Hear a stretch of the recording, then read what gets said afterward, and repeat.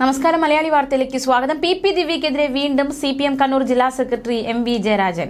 Kannur ADMK Naveen ബാബുവിന്റെ മരണത്തിന് കാരണം പി ദിവ്യ നടത്തിയ പ്രസംഗത്തിലെ അവസാന പരാമർശമായിരുന്നുവെന്ന് MV ജയരാജൻ പറഞ്ഞു.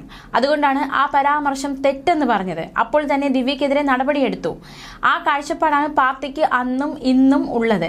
ജില്ലാ സമ്മേളനത്തിനിടെ ദിവ്യക്കെതിരെ പ്രതിനിധികളുടെ ഭാഗത്തു നിന്നും വിമർശനം ഉയർന്നോ എന്ന ചോദ്യത്തിനായിരുന്നു അദ്ദേഹം മറുപടി നൽകിയത്. കണ്ണൂർ നടത്തിയ വാർത്താ സമ്മേളനത്തിനിടയിലായിരുന്നു ഇത്തരത്തിലുള്ള ഒരു പ്രതികരണം അദ്ദേഹം നടത്തിയത്. നവീൻ ബാബുവിന്റെ യാത്രയയപ്പ് ചടങ്ങിൽ ദിവ്യ നടത്തിയത് ന്യായീകരിക്കാനാകാത്ത പരാമർശമാണെന്നും കണ്ണൂർ ജില്ലാ സമ്മേളനത്തിലെ പ്രവർത്തന റിപ്പോർട്ടിൽ പി ദിവ്യക്കെതിരെ ഗുരുതര ആരോപണങ്ങൾ ഉയർന്നിരുന്നു. ഇതിന് പിന്നാലെയാണ് ഇപ്പോൾ MV ജയരാജൻ ഒരു വിശദീകരണവുമായി രംഗത്ത് വന്നിരിക്കുന്നത്. നവീൻ ബാബുവിന്റെ യാത്രയയപ്പ് ചടങ്ങിൽ ദിവ്യ നടത്തിയത് ന്യായീകരിക്കാനാകാത്ത പരാമർശമെന്ന് കണ്ണൂർ ജില്ലാ സമ്മേളനത്തിലെ പ്രവർത്തന റിപ്പോർട്ടിൽ പരാമർശിച്ചിരുന്നു. ദിവ്യയുടേത് ഔചിത്യമില്ലാത്ത പെരുമാറ്റമായെന്നും പ്രതിനിധികൾ വിമർശിച്ചപ്പോൾ അവർക്കെതിരെ നടപടിയെടുത്തതിനെതിരെയും ചോദ്യമുയർന്നുവെന്നും വ്യക്തമാക്കിയിട്ടുണ്ട്.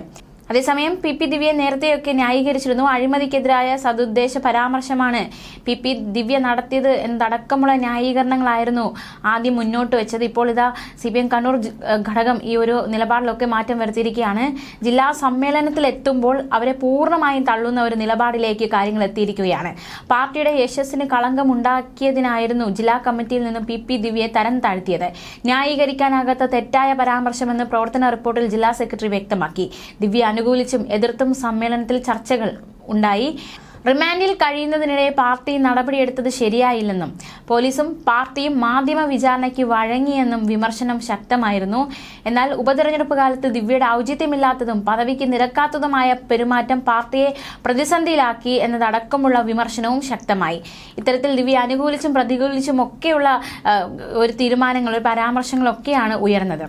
എന്തായാലും ADMK നവീൻ ബാബുവിന്റെ മരണത്തിലേക്ക് നയിച്ച പി ദിവ്യയുടെ നടപടി ന്യായീകരിക്കാനാവില്ല എന്നാണ് CPM കണ്ണൂർ ജില്ലാ സമ്മേളനത്തിൽ വിമർശനം ഉയർന്നത്. ADMനെതിരെ പി ദിവ്യ നടത്തിയ പ്രസംഗത്തെയും തെറ്റായ നടപടിയായിട്ടാണ് വിലയിരുത്തിയിരിക്കുന്നത്.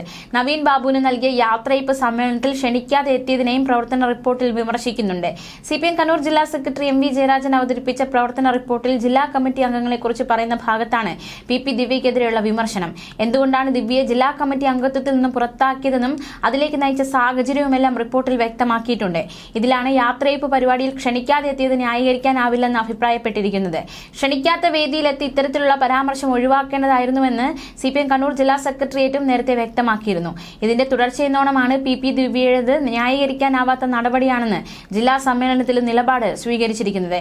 ADMന്റെ യാത്രയയപ്പ് യോഗത്തിൽ നടത്തിയ പ്രസംഗത്തിലെ ഒരിക്കലും ന്യായീകരിക്കാനാകാത്ത തെറ്റായ പരാമർശത്തെ തുടർന്ന് പി ദിവ്യയെ ജില്ലാ പഞ്ചായത്ത് പ്രസിഡന്റ് സ്ഥാനത്ത് നിന്നും പാർട്ടി ജില്ലാ കമ്മിറ്റിയിൽ നിന്നും ഒഴിവാക്കുന്ന തീരുമാനത്തിലേക്ക് വരെ കാര്യങ്ങൾ എത്തിയിരുന്നു. ന്യൂസ് ഡെസ്ക് മലയാളി വാർത്ത.